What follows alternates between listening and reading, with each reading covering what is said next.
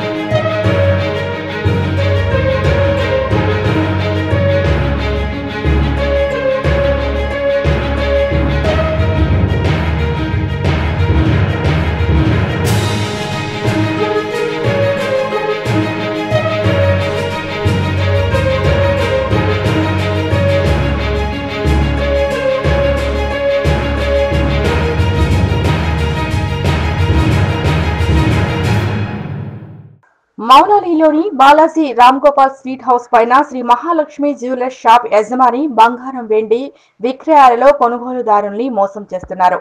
ప్రభుత్వ ఆదేశాలను బేఖాతరు చేస్తున్నారు. హాల్మార్క్ ఆభరణాలను విక్రయించాలనే నిబంధనలను తొంగలో తొక్కుతున్నారా అంటే అవుననే సమాధానం వినవస్తోంది. హాల్మార్క్ కనిపించడం లేదని తెలుస్తోంది. కొనుగోలుదారులకు కొటేషన్ ఇస్తూ జీఎస్టీ బిల్లు లేదు, జీఎస్టీ బిల్లు లేదు. ఈయన మీద ఐటీ డిపార్ట్మెంట్ పోలీసు అధికారులు చర్యలు తీసుకోవాలి.